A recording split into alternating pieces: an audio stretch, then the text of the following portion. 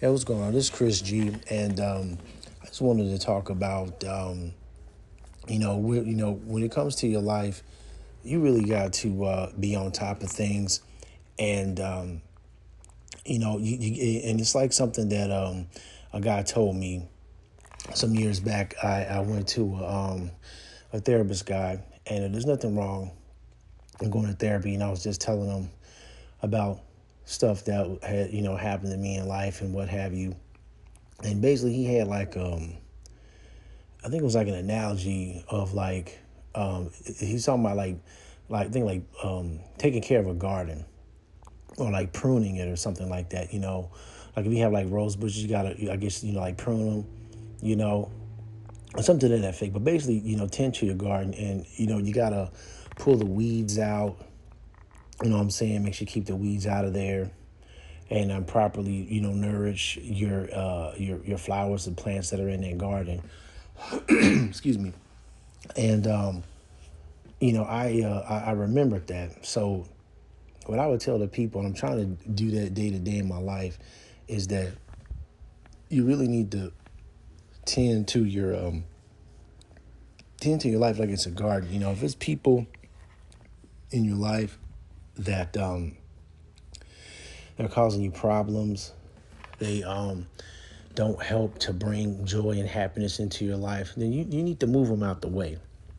You know, and you don't have to wish nothing bad on them, but you just need to get them on out the way. Maybe there might be some people that they they always bugging you about stuff, or putting you in bad situations. You need to get them on out your life, man. I remember as a guy back in the day that that I had knew ever since like middle school, and then I lost contact with him. Moving he ended up moving to another state, and then so he wasn't with me for high school. Then I ran across him once I got out of the military, and we would hang out and stuff. And then as years went by, he just kept just doing really wild stuff, just put me in bad situations that could have got me hurt or possibly like unalived. So like then some other stuff went down. It just got to a point, like he would it got to the point it just got out of control. And I remember one time, man, there was times I would call him trying to, talk to him about some stuff. I needed somebody to talk to, things like that. And he wouldn't really answer the phone, but then like, and I know sometimes I think he was just ignoring me on purpose, But then there's a time he was calling me and I'm trying to like, sleep and stuff like that. This dude called me like somewhere between 6 to 10 times, man. And this dude, excuse me, apparently had walked all the way to my apartment, and knocked on my bedroom window and stuff, man. I'm like, you doing stuff like that. That's to me personally, I think that's like some crossing the line type of stuff, dude. It's like if I haven't answered the phone, I'm probably busy, or I probably, really don't feel like talking, because there's times he wouldn't answer the phone, And what if that dude had flipped out, and wanted to try to bring harm to me? This dude came right to my window, you know what I'm saying? So that was some really wild stuff, man. So like just things like that, this guy had me going over because he ride with him talking about his girl is cheating on him or something. He want to go find out, and then it's like I think the girl might have been cheating on him with like an old school dude. And a lot of times them old school dudes be having pistols and stuff. And when I was young, I didn't really dig real deep into thinking about the situation until I started looking at it in hindsight. And I was like, man, something could have really happened, man. And another time, this same guy, excuse me, he, we left the nightclub, man, and we made it back to his apartment. We was gonna eat some food, and he said that he was gonna go visit his girl or what have you, And I was like, I guess okay. And then like, he had a lot to drink, you know. And he left, and I was still at his apartment. And then I'm waiting and waiting, and he just never came back. And then next thing I know, this guy ended up. I found out that he ended up getting into a really bad wreck. He survived it, but his leg got messed up real bad. It was hard for him like to just walk straight, and the wreck was so bad it made the newspaper. And I think in the town that he was trying to or the small city he was trying to transit through to get to this chick he was trying to see. And I'm just like, man, you should have just stayed home, man. But he a grown man, want to do what he want to do. And just imagine if I had rode in the car with him, like that, that could have been me, even though he was going to go check out his girl. But what about if he was like, well, we're going to try to do something else once I check on it, then I'm in the car, then something happens, you know what I mean? So, like, that dude was just all over the place, man. I had to separate from that dude, man. Excuse me. And then, there's just other people that, another person I knew from way back in the day that was all right dude, but then he started getting involved with some other dude that was real shady.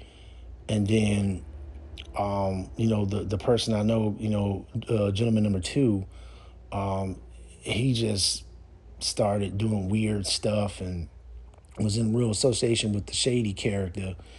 And I was just like, hey, look, man, gentleman number two, that shady dude, I don't really, I'm just like, hey, man, like, well, I didn't tell no gentleman number two, but like, it was just like the stuff that was going on with him. I just didn't approve of. I did try to tell gentleman number two his mom about that one person, and she was like, "Oh, I don't know what you're talking about." And I'm like, "What are you talking about?" I'm like, "This dude comes down to visit where I live at. He done that about the past what 2, 3 times, something like that." Oh, you don't know who this is now?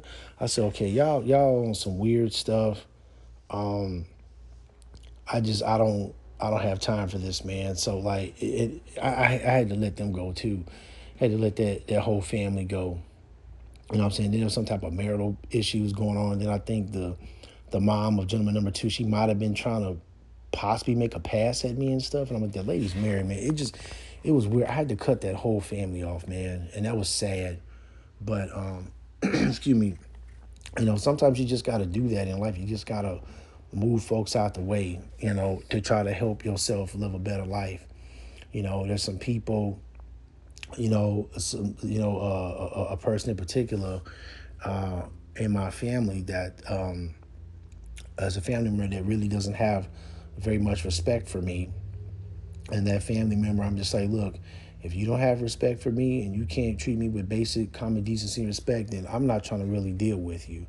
Good luck to you. God bless you. But I'm just not trying to be, you know, around you because you don't treat me properly.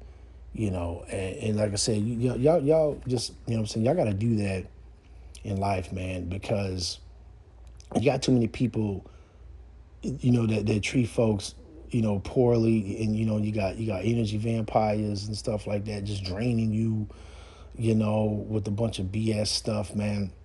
It's like you just gotta go, you just gotta remove them, man. And I'm not talking about, by doing any type of wild physical stuff. I don't want nobody getting in trouble, but you just gotta remove yourself from it. If you gotta, block them off social media, or just delete their phone number or something like that. Don't go to a particular side of town that they live on. If you got to do those things, then do that. Because in the end, that's going to help you be in a better situation mentally, and possibly spiritually too. And you want to try to be able to live the best life you can. So, just tend to your garden. Pull the weeds out, and just remove those folks that are in your life that are a problem. So, because I'm trying to do that, day after day, and just try to keep pushing forward in life and keep applying that. So, that's basically all I have to say. This is Chris G. Don't forget to like, share, and subscribe.